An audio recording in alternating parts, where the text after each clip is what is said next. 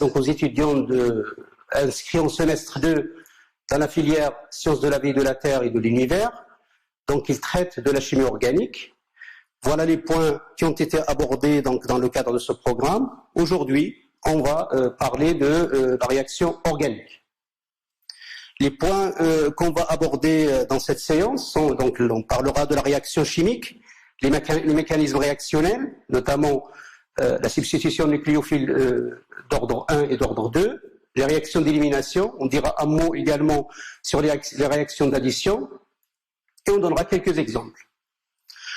Une réaction donc en chimie organique, une réaction est l'action d'un substrat avec un réactif, donc il y a l'agent de transformation. On fait cette réaction en présence généralement des agents qu'on appelle catalyseurs, qui sont là pour faciliter la réaction, accélérer la vitesse. Ces entités qu'on appelle catalyseurs, on les récupère à la fin de réaction. Donc la réaction bilan se présente de cette manière-là. Nous avons donc le substrat qui réagit avec un réactif en présence d'agents annexes, qui sont les catalyseurs, et on récupère à la sortie un produit de la réaction.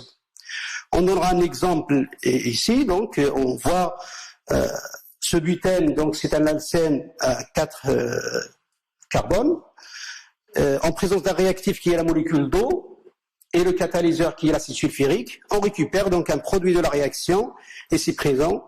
Donc, comme vous le voyez, à disparition de la double liaison qui était initialement présente à ce niveau-là.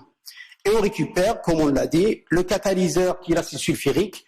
À la fin de la réaction, on la retrouve, donc cet acide, on le retrouve dans le milieu réactionnel. Quand on regarde cette réaction, on se pose un certain nombre de questions. Les questions qu'on va se poser, dans quel ordre ces modifications ont lieu? Est-ce que ces étapes sont successives ou simultanées? C'est-à-dire, est-ce que c'est une réaction qui se déroule en une seule étape, ou alors on a un certain nombre d'étapes successives qui donnent lieu au produit de la réaction?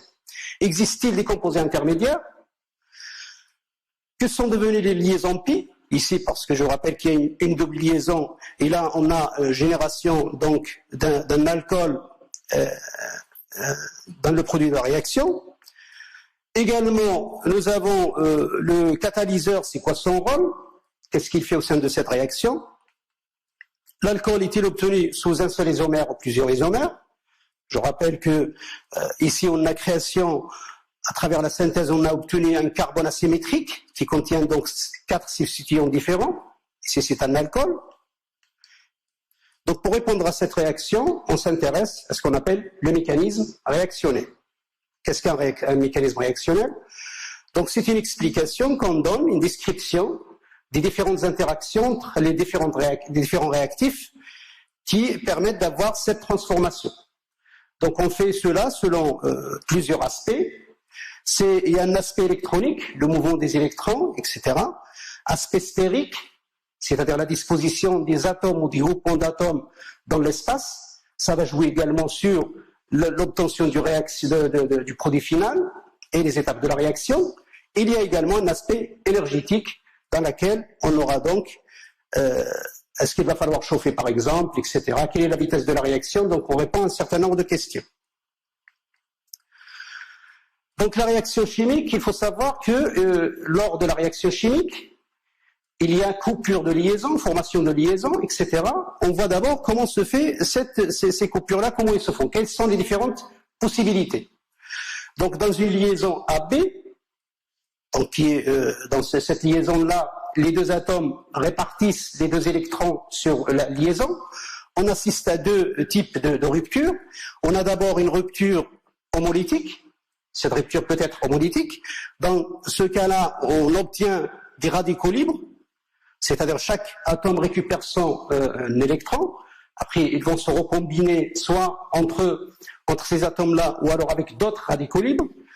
Et il y a l'autre possibilité, c'est la rupture hétérolytique dans laquelle donc on obtient, dans un cas, le doublé de la liaison va être récupéré par l'atome A et l'atome B va se retrouver appauvri en électrons, ou alors on peut avoir l'inverse, ça dépendra de l'électronégativité entre les deux atomes.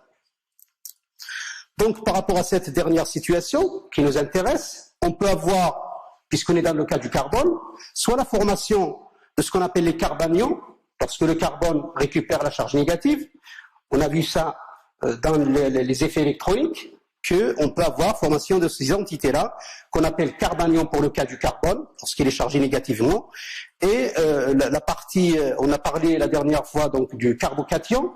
Cette fois-ci, on a donc une entité déficitaire en électrons qui peut être un intermédiaire réactionnel.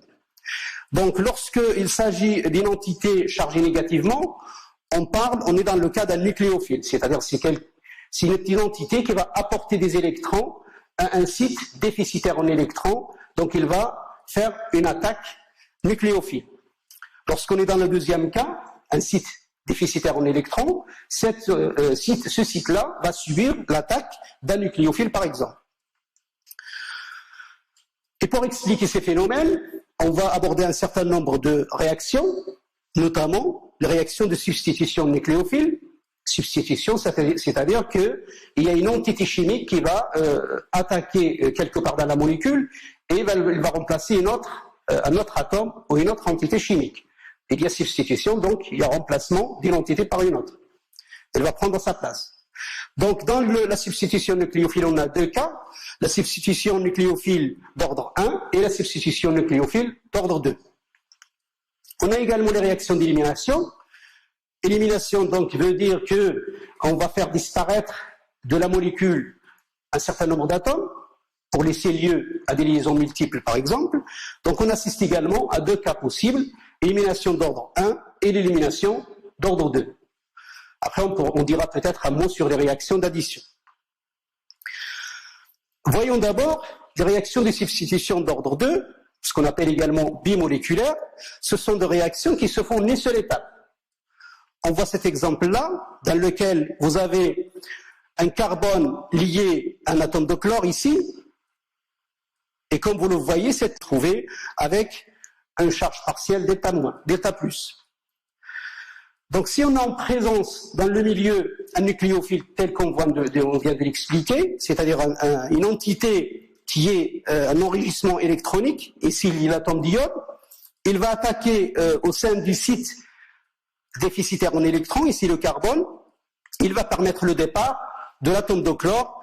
Donc on récupère ainsi comme produit de la réaction le carbone auquel on a lié l'iode et le départ du chlore, puisque le carbone ne va pas se retrouver avec 5 liaisons. Donc on a ce bloc-là qui va se former un intermédiaire.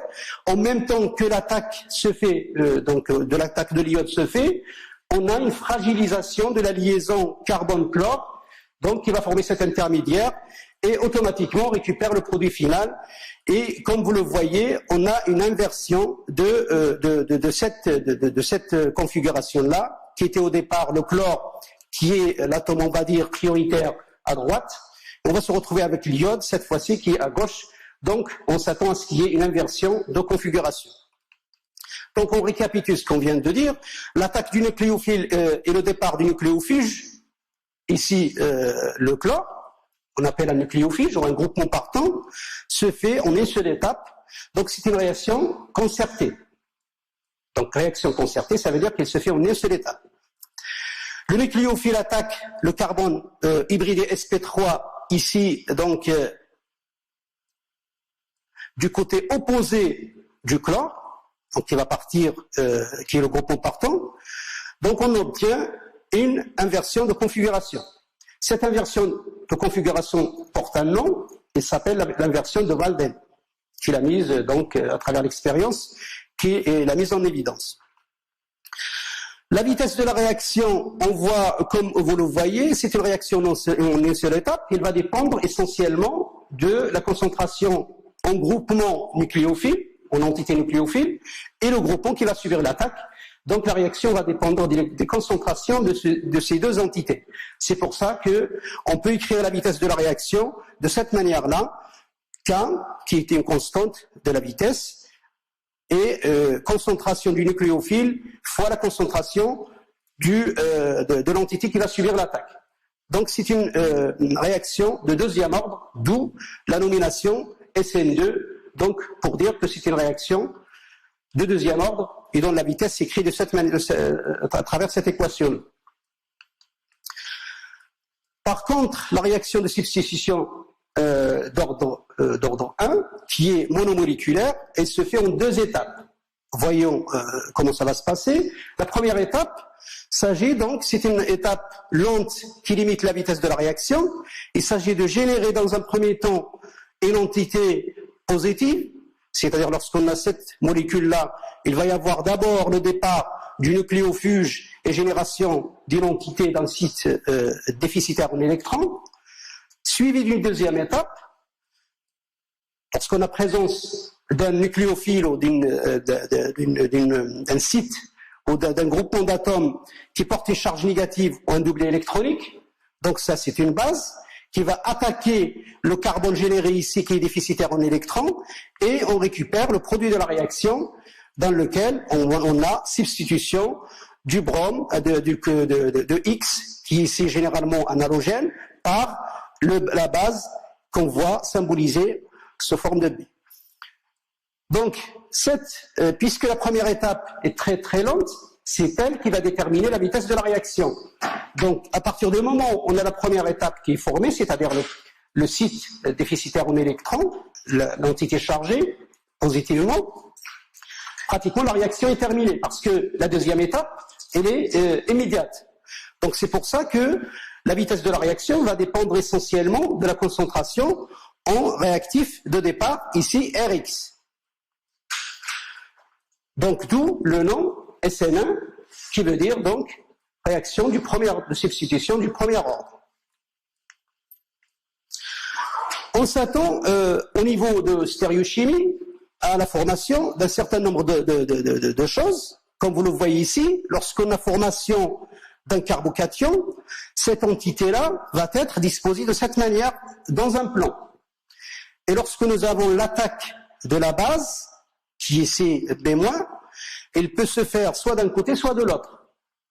Donc du coup, on obtient à la fin de la réaction un mélange racémique.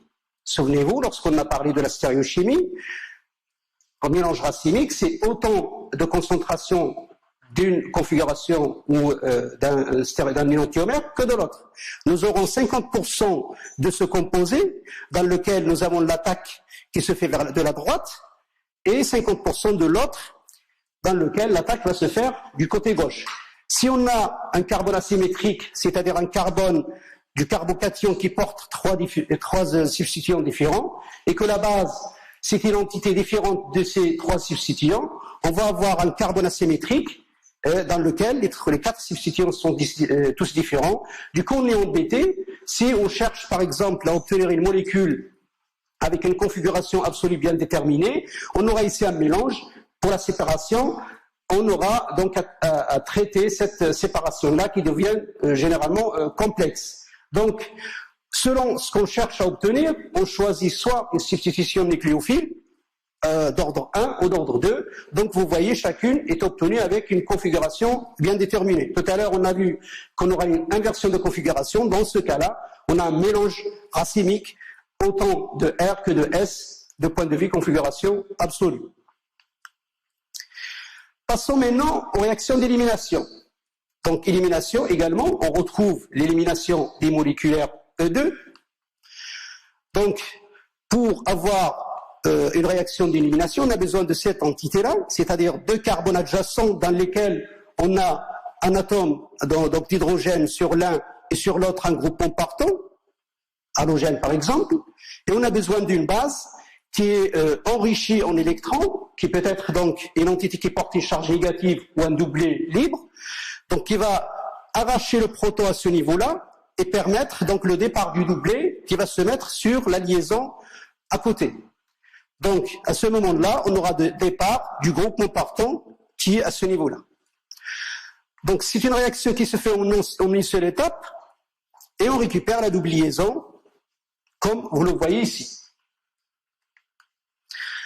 Cette élimination d'ordre 2 nécessite une base forte, c'est-à-dire qu'il faut que cette base forte cette base soit forte, telle que par exemple l'hydroxyle au H-.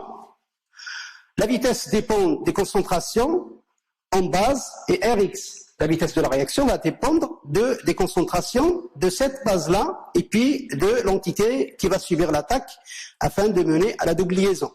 Donc c'est pour ça que on l'appelle élimination d'ordre 2 parce que la vitesse est d'ordre 2. Donc il peut s'écrire V est égal à K, concentration Rx, entité qui va subir l'attaque, fois la concentration en base. Concernant l'élimination d'ordre 1, nous avons, elle se déroule de la manière suivante, monomoléculaire, comme le nom l'indique, 1, donc l'ordre 1. Celle-là, par contre, elle se déroule en 2 étapes. La première étape va être lente et elle limite la vitesse globale de la réaction. Donc, c'est quoi la première étape? La première étape, c'est l'étape dans laquelle on aura génération d'un carbocation. Comme vous le voyez ici, à droite.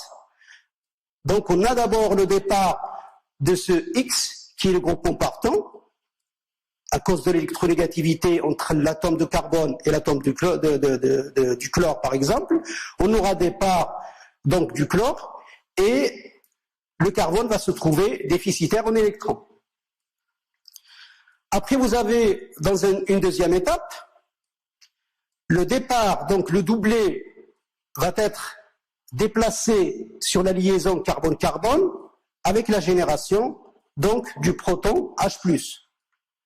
Donc là, bien entendu, du point de vue stéréochimie, on peut avoir soit la configuration Z ou E, cela dépendra de la stéréochimie initiale. Est-ce que le proton qui va partir va se retrouver de part et d'autre, et par rapport à la priorité des atomes qui sont liés au 2 carbone, donc on peut se retrouver soit dans une configuration Z, soit dans une configuration E. Cette étape, donc 1, est très lente, c'est elle qui va limiter la vitesse de la réaction, donc c'est pour ça que la vitesse s'écrit, vous voyez que l'étape 1, on a besoin tout simplement que de ce réactif-là. Donc la vitesse à ce niveau-là, à partir du moment où on a génération du carbocation, la deuxième étape est immédiate, donc on va la négliger dans la vitesse de la réaction. Donc la vitesse va s'écrire sous forme K fois la concentration en entité de départ Rx. Elle est de premier ordre. On va faire une petite application de cette synthèse, de cette élimination d'ordre 1 sur la déshydratation des alcools. Déshydratation, c'est-à-dire départ de la molécule d'eau dans une molécule. Donc on voit que nous avons ici la configuration ou la disposition qu'on cherche, qui va permettre d'obtenir la réaction d'élimination d'ordre 1. Nous avons 2 carbones adjacents, avec l'un qui porte un proton et l'autre qui porte un groupement partant, tel que on le voit ici. En milieu acide, donc on chauffe un petit peu et on récupère ce doublet-là, cet alcène-là, avec le départ de la molécule d'eau. Donc, dans cette réaction, on a un certain nombre de règles qui s'appliquent. Ça s'appelle la règle de Zaitsev. On va expliquer le mécanisme par la suite. Le groupement partant peu volumineux, c'est quoi le groupement partant dans ce cas-là? C'est le OH, il est peu volumineux. Donc on est dans les situations des règles de Zaitsev. Cela conduit à l'alcène le plus substitué, c'est-à-dire cet alcène-là, nous obtenons le plus substitué si on a ici un groupement partant qui est peu volumineux. On fait un exemple pour expliquer ce phénomène. Nous avons ici dans le premier cas la molécule qui contient le H, donc sur le carbone adjacent de part et d'autre. Nous avons le H en bleu et le H en rouge. Ici le OH, l'hydroxyle. Je rappelle qu'on est dans la situation de déshydratation, donc il faut qu'on fasse partir la molécule d'eau. Et là, au milieu acide, on va faire quoi? On va protoner l'hydroxyle. Donc, on va former cette entité-là qui est toujours liée au carbone. Donc, l'oxygène va être protoné au milieu acide. Après, on s'attend bien entendu à ce qu'il y ait des parts de cette molécule sous forme de molécule d'eau là on l'a formé, mais il est suffisamment stable après le départ, donc il va partir. Donc on génère un carbocation ici. Après, on a deux cas possibles. Soit c'est l'hydrogène qui est à ce niveau-là en rouge, qui va permettre la migration de la double liaison et puis générer une double liaison à ce niveau-là. Ou alors, nous avons l'hydrogène en bleu qui va permettre le départ donc du doublé mésangion avec le carbone sur la liaison adjacente à proximité pour permettre donc la formation de la double liaison à ce niveau-là. Donc nous avons deux possibilités d'alcène. Donc puisqu'on est dans les situations de Zaitsev, on obtient donc l'alcène le plus substitué qui est ici. Là, vous voyez que cet alcène est monosubstitué d'un côté, de l'autre côté, il y a deux hydrogènes. Par contre, dans le deuxième alcène, qui est majoritaire, il est substitué des deux côtés, donc c'est lui qui va être majoritaire. Donc ce sont les règles, c'est ça ce qu'on appelle les règles de Zaitsev. Un autre exemple, donc lorsque nous avons, donc on a parlé de groupement partant qui est peu volumineux, ici, nous avons un carbone ou une entité qui est volumineuse. Ici, c'est l'ammonium quaternaire. Donc là, les possibilités, on obtient un alcène qui est substitué, très substitué, et l'autre alcène qui est peu substitué. Et dans ce cas-là, c'est l'alcène le moins substitué qui est majoritaire. Pourquoi? À cause de ce volume qui est important du groupement partant. Donc ces règles-là, on les appelle les règles d'Hoffmann. Lorsqu'on est dans ces situations-là, on est dans le cas des règles d'Hoffmann. Donc on obtient l'alcène le moins substitué. Une petite explication sur une réaction d'addition. Là, on voit que cette molécule qui contient une double liaison, à laquelle donc on rajoute, on se met dans les situations dans lesquelles on a l'acide bromhydrique, et on voit que au départ, donc on a une double liaison. Donc on a rajouté deux atomes de l'acide HBr. Donc on a un produit majoritaire suivi donc en présence d'un produit minoritaire. Donc on va expliquer pourquoi ce phénomène-là. Donc là, la double liaison qui va être le site nucléophile va arracher donc le proton qui est impliqué dans la liaison HBr. Donc à cause bien entendu de l'électronégativité importante, nous aurons le doublé mis en jeu dans la liaison qui est beaucoup plus déplacé vers le Br que le H. Donc le H va être déficitaire en électrons, donc le doublé va arracher l'hydrogène et permettre le départ du brome. Donc le brome qui va être une entité négativement chargée ici, va avoir deux possibilités. Soit, donc cette alcène-là va donner lieu à ce carbocation et à l'autre carbocation, vous voyez qu'il y a une différence. Ce carbocation-là va être chargé positivement, mais il aura tout simplement un groupement alkyle donneur, et ce carbocation-là va avoir deux groupements alkyles donneurs. Donc, si on raisonne par rapport à la stabilité des carbocations, on s'aperçoit que ce carbocation qui a deux groupements alkyles a un effet inductif positif beaucoup plus important, donc sa stabilité est supérieure par rapport à celui-là. Donc, lorsqu'on génère les produits finaux, on aura les deux possibilités. La première possibilité dans laquelle l'attaque se fait sur ce carbone asymétrique, ce carbocation, et l'autre possibilité dans laquelle on aura donc le brome chargé négativement va attaquer à ce niveau-là. Donc le produit majoritaire dans ce cas-là va être obtenu avec le cas du carbone le plus stable qui a une présence supérieure dans le milieu réactionnel, donc celui qui est si supérieur donc à ce niveau-là à cause de la stabilité de ce carbocation. Donc ces règles, on les appelle les règles de Markovnikov. Avec cet exemple, on aura donc terminé notre présentation. Je vous remercie pour votre attention et dans un prochain cours.